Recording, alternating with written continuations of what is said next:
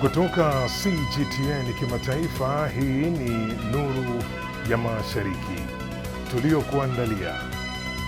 China yapiga hatua muhimu kuelekea kuwapeleka wanaanga mwezini ifikapo mwaka wa 2030. China ina jukumu muhimu katika kuimarisha ushirikiano wa kimataifa na ajenda tabia nchi, asema afisa wa Umoja wa Mataifa.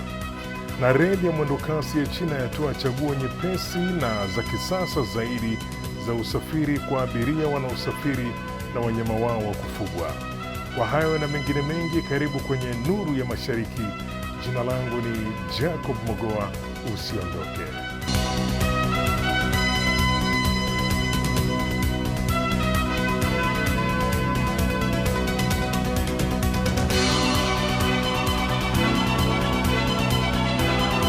Na China imepiga hatua muhimu kuelekea lengo lake la kuwapeleka wanahanga mwezini mwaka 2030 baada ya kufanikisha majaribio makubwa ya roketi yake mpya Long March 10 na chombo kipya cha kubeba binadamu cha Mengzhou. Mafanikio hayo yanaimarisha uwezo wa taifa hilo katika teknolojia ya anga na safari za kurejea na kutumika tena. Ronald Mutie anaripoti zaidi. China imepiga hatua kubwa kuelekea lengo lake la kuwapeleka wanahanga mwezini ifikapo mwaka 2030. Hii ni baada ya kukamilisha majaribio muhimu ya roketi yake mpya ya kubeba mizigo mizito na chombo kipya cha kubeba binadamu. Jumatano, jaribio la udhibitishaji wa roketi ya Long March 10 pamoja na jaribio la kukatisha safari wakati wa shinikizo kubwa zaidi la mwendo kwa mfumo wa chombo kipya cha kubeba binadamu cha Mengzhou yalifanyika kwa mafanikio katika kituo cha kurusha vyombo vya anga cha Wenchang kusini mwa China. Watafiti wa shirika la sayansi na teknolojia ya anga ya China CASC wanasema majaribio hayo yalikuwa miongoni mwa yale magumu zaidi kuwahi kufanywa katika mpango wa anga wa China. To me, the challenges our rocket system faced in this test are unprecedented.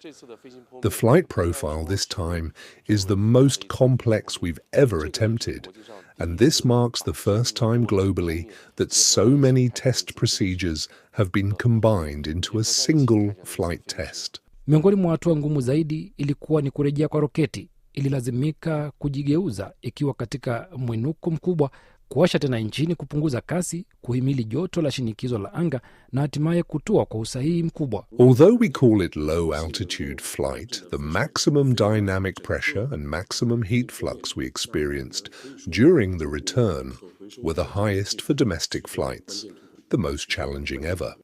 Roketi ya Long March 10 ilitimiza malengo yote ya jaribio ikithibitisha utayari wake. Kwa mujibu wa Fan Songtao ambaye ni mtaalamu wa CASC, ili lilikuwa ni jaribio la kwanza la kukatisha safari katika kiwango cha juu cha chombo cha anga cha kubeba binadamu nchini China, na ilifanyika kwa mpangilio sahihi. The escape tower ignited, pulling the return capsule to a certain altitude and away from the rocket. Then, the launch escape tower separated from the capsule. The capsule performed a roughly 180-degree turn to prepare for parachute deployment. First, a pilot chute was released, followed by the 3 main parachutes, and then a steady descent began. Alibainisha kuwa si parashuti zote 3 zilihitajika kufunguka kikamilifu. Mfumo unaweza kufanya kazi salama kwa kutumia parashuti 2 tu. This was an extremely challenging flight test, both technically and methodologically. It also served as a strong validation of our testing approach and demonstrated China's growing capabilities in space technology. Kwa mafanikio haya, roketi ya Long March 10 na chombo cha Mengzhou zimeonyesha utayari wake. Kutoka kituo cha kurushia vyombo vya anga cha Wenchang hadi mwezini, safari ya anga ya China inaendelea kwa kasi. Afisa wa Umoja wa Mataifa UNOPS amesema kuwa China ina mchango mkubwa katika kuimarisha ushirikiano wa kimataifa na ajenda ya tabia nchi duniani. Akizungumza mjini Munich pembezoni mwa mkutano wa Munich Security Conference, mkurugenzi mtendaji wa UNOPS George Moreira da Silva alisifia China katika juhudi za kusukuma mbele ajenda mbalimbali za Umoja wa Mataifa. Simiyu Wanjala anakamilisha taarifa hiyo. China imeelezwa kuwa nguzo muhimu katika kuendeleza ushirikiano wa kimataifa, kusaidia mataifa yanayoendelea na kuimarisha juhudi za kukabiliana na mabadiliko ya tabia nchi. Kauli hiyo imetolewa na afisa mwandamizi wa Umoja wa Mataifa wakati wa mkutano wa kimataifa wa usalama uliofanyika nchini Ujerumani. Kwa mujibu wa Da Silva, katika miaka hivi karibuni, China imeonyesha dhamira ya wazi katika kuunga mkono ajenda ya mwaka 2030 ya maendeleo endelevu, ajenda ya hatua za tabia nchi pamoja na masuala ya amani na usalama na maendeleo ya kijamii. China has been playing a very important role on multilateralism, not only on development but on multilateralism. We could witness in the last few years a clear commitment from China in supporting the 2030 agenda, in supporting climate action agenda, in supporting the peace and security agenda, in supporting the sustainable development agenda. This is important because China plays a very important role globally, so having the commitment from China in this global agenda is crucial. But China is also playing a very important role in the support to developing countries, namely in Africa, particularly aligning better the development agenda with the climate agenda. Amesema nafasi ya China katika siasa na uchumi wa dunia ni kubwa, hivyo kujitolea kwake katika ajenda hizi za kimataifa ni jambo la msingi kwa mustakabali wa dunia. Kwa mujibu wake, China ni kinara katika sekta ya magari yanayotumia umeme na nishati mbadala, jambo linaloonyesha namna ubunifu na teknolojia ya kijani vinavyoweza kuhamasisha ushirikiano wa maendeleo na kusaidia utekelezaji wa malengo ya maendeleo endelevu duniani. Mkutano wa 62 wa MSC unajadili masuala mbalimbali ikiwemo usalama na ulinzi wa Ulaya, mustakabali wa uhusiano wa kuvuka Atlantiki, kufufua ushirikiano wa kimataifa pamoja na athari za maendeleo ya teknolojia katika usalama wa dunia. Na kwingineko ni kwamba mamlaka za reli nchini China zimeanzisha huduma za usafirishaji wa wanyama wa kufugwa pamoja na utoaji wa mizigo kupitia reli za mwendo kasi katika njia maalum wakati wa msimu unaoendelea wa safari za sikukuu ya majira ya kuchipua na kufanya safari kuwa nyepesi na rahisi zaidi kwa abiria. Hamis Darwish anaripoti zaidi. Kwa wamiliki wa wanyama wa kufugwa, kusafiri na wanyama wakati wa msimu wa safari za kila mwaka unaofahamika kama Chunyun na mara nyingi kuelezewa kama uhamaji mkubwa zaidi wa binadamu duniani, kwa muda mrefu imekuwa changamoto kutokana na mabehewa yaliyojaa watu na mizigo mizito. Mwaka huu hali imebadilika. Huduma za majaribio za usafirishaji wa wanyama kwa reli za mwendokasi zimeanzishwa katika vituo 110 na kwenye njia 170 za treni kote nchini. Aidha, vituo 111 sasa vinatoa huduma ya kusafirisha mizigo kutoka nyumbani kwa abiria hadi kituo cha reli au hata hadi wanakoelekea, hivyo kuruhusu wasafiri kusafiri bila kubeba mizigo mikononi. Kontena hili limetengenezwa na China Railways Express Company Limited. Vifaa vyote vilivyotumika ni rafiki kwa mazingira na limewekwa vifaa vya kufuatilia unyevu, hali joto na kiwango cha oksijeni. Pia kuna kamera ndani yake, hivyo tunaweza kumwangalia mnyama wakati wowote. Wanyama watawekwa kwenye makasha maalum ya usafirishaji yaliyo na mifumo ya uingizaji hewa na ufuatiliaji wa moja kwa moja wa hali joto, unyevu na kiwango cha oksijeni. Wakati wa safari, wafanyakazi wanaweza kuwafuatilia wanyama hao kupitia vihisi na kamera zilizowekwa ndani ya makasha hayo, kuhakikisha usalama wao bila kuwasumbua abiria wengine. Wafanyakazi hufanya doria mara kwa mara katika behewa za wanyama ili kuongeza maji safi na kuangalia hali ya wanyama. Paka na mbwa hutunzwa kwa makini katika safari yote, jambo linalowapa wamiliki wao amani ya moyo. Wakati wa msimu wa safari za sikukuu ya majira ya kuchipua, miji na njia zaidi zimeongezwa kwenye huduma za usafirishaji wa wanyama. Hata hivyo, nafasi za kuhifadhi bado hujaa haraka. Kinachofanya huduma hii kupendwa sana ni ubora wa utunzaji ambao wanyama hupata katika safari yote.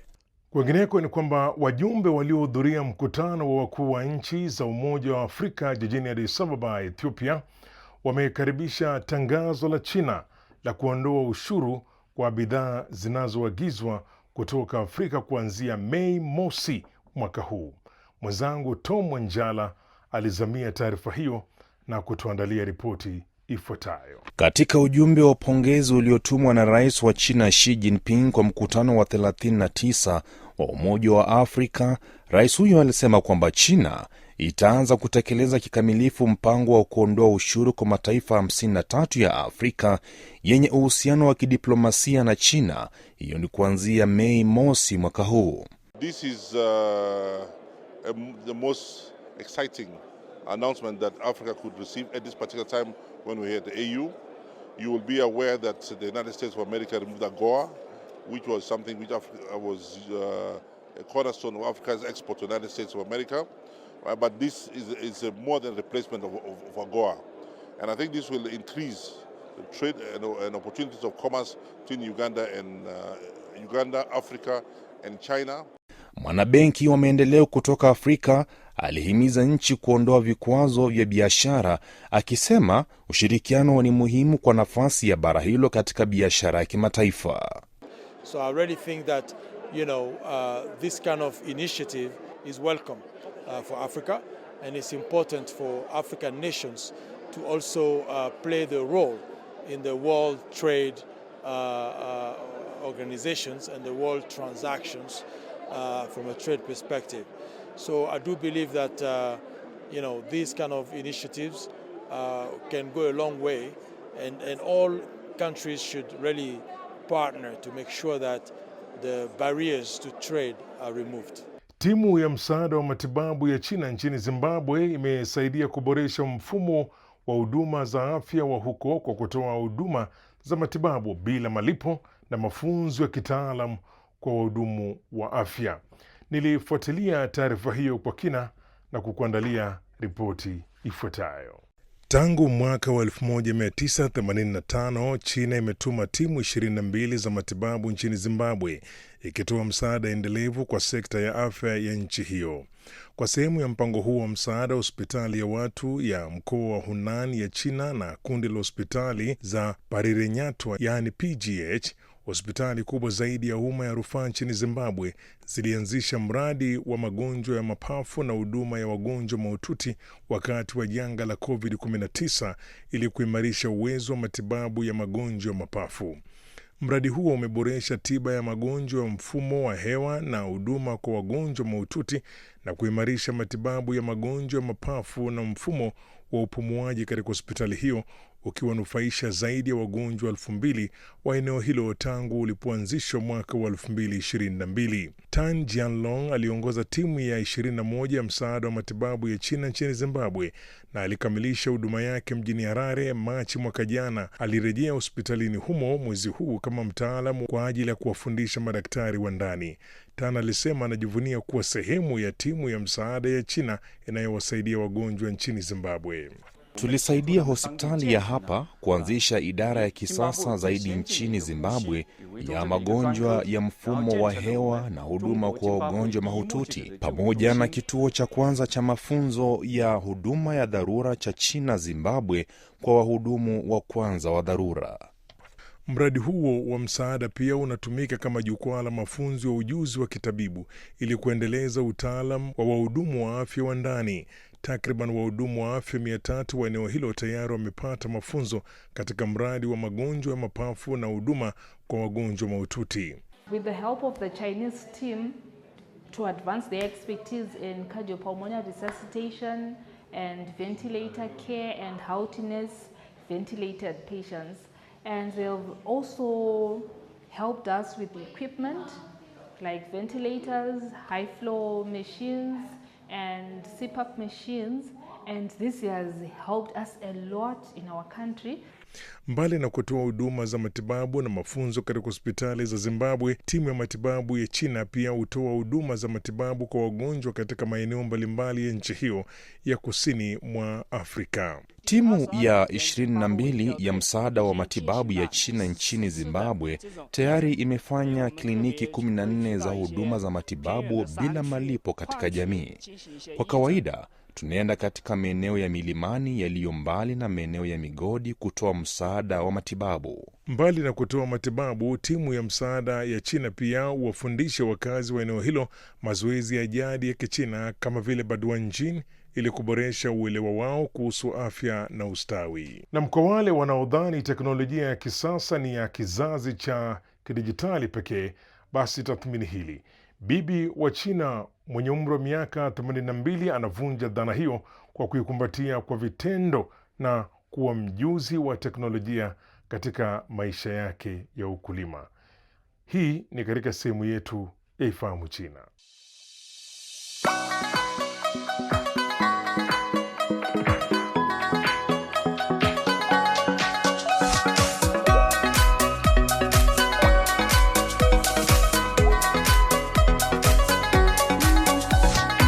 Ujambo na karibu katika kipindi cha Ifahamu China.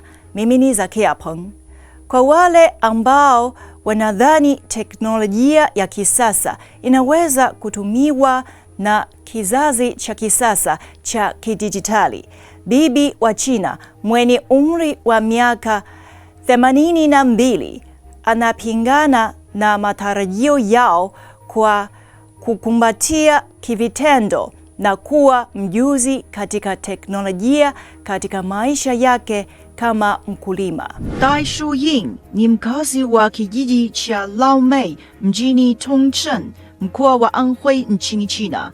Hivi karibuni amekuwa na shughuli nyingi akimsaidia mjukuu wake Wang Tiantian kwa mavuno katika zaidi ya ekari 40 za shamba alilokodisha kijijini hapo. Dai anakumbuka jinsi alivyovutiwa na teknolojia mpya kwa mara ya kwanza. Mara ya kwanza mjukuu wake alipoleta droni nyumbani, alitia shaka kwamba kifaa kidogo hicho kweli kinaweza kupaa. Baada ya mjukuu wake kuweza kukirusha hewani, kilimtia ushawishi sana licha ya kumfurahisha. Tangu wakati huo, kila anapotumia droni kwa shughuli mbalimbali, Bibi Dai ataongozana naye kuangalia anavyofanya na kumuuliza jinsi ya kukidhibiti. Baada ya muda, amejifunza kidogo kuhusu droni. Katika miaka ya karibuni, familia yao imenunua mashine 6 za kilimo, ikiwemo mashine ya kuchimbua, bulldozer na mashine za kuvuna. Dai kwa sasa anafahamu kazi za kila mashine na anafurahia unafuu ambao teknolojia imeleta katika kazi zao. Dai anasema droni inaweza kupuliza dawa za kuua vijidudu, kuweka mbolea na kusambaza mbegu za mpunga. Pia tuma mashine ya kuvuna mpunga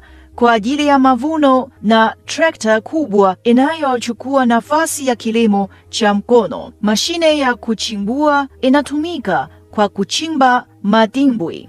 Haya, kwa leo kipindi hiki kinaishia hapa. Katika kipindi kijacho nitaendelea kukuletea mambo mengine yanayovutia kuhusu utamaduni na jamii ya China.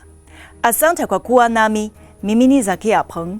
Kwa heri. Na mtazamaji, sasa ni wakati wa sehemu yetu ya Jifunze Kichina. Katika sehemu hii tunawaletea masomo ya lugha ya Kichina hatua kwa hatua na kwa njia ambayo ni rahisi na ya kuvutia. Karibu kwa pamoja tuweze kujifunza lugha ya Kichina.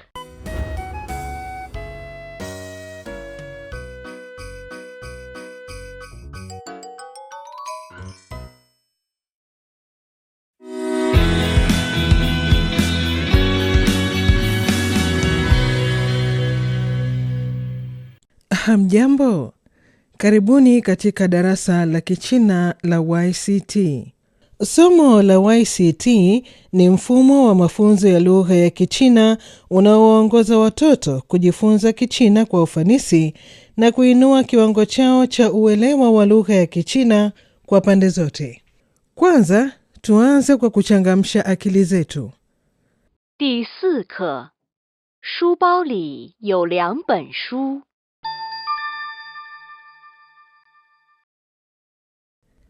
Geuza kadi.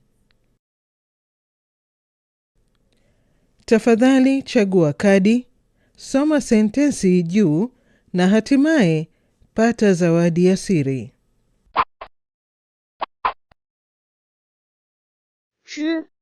一只猫。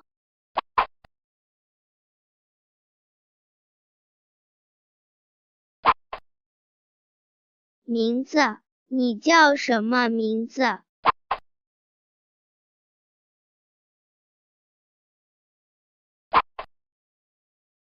漂亮，她很漂亮。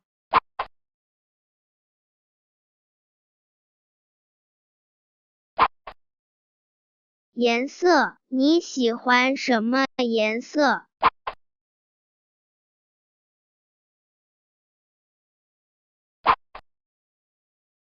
两个苹果。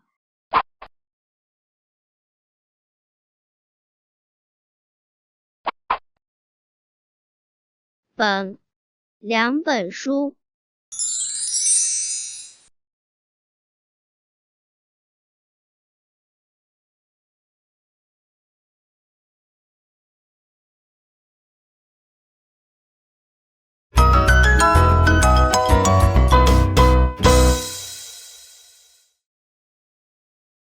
我有一只猫，名字叫豆豆。豆豆的眼睛很漂亮，一只是绿色的，一只是黄色的。豆豆很喜欢吃鱼。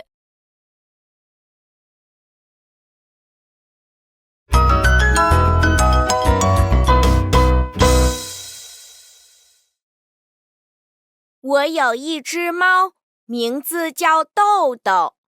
豆豆的眼睛很漂亮，一只是绿色的，一只是黄色的。豆豆很喜欢吃鱼。豆豆很喜欢吃什么？他很喜欢吃鱼。豆豆的眼睛是什么颜色的？一只是绿色的，一只是黄色的。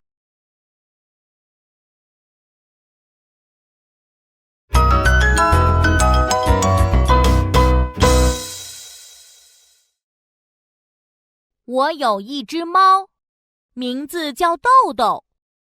豆豆的眼睛很漂亮，一只是绿色的，一只是黄色的。豆豆很喜欢吃鱼。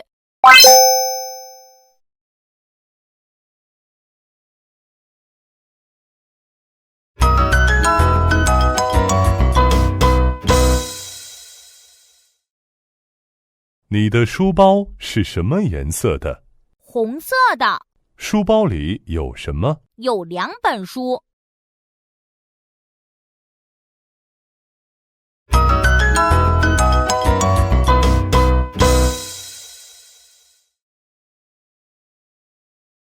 你的书包是什么颜色的？红色的。书包里有什么？有2本书。他的书包里有什么？有2本书。他的书包是什么颜色的？红色的。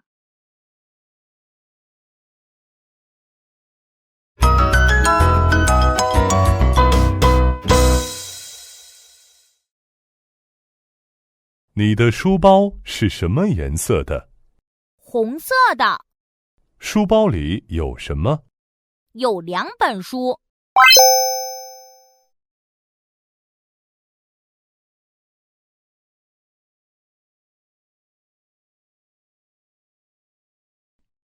过马路。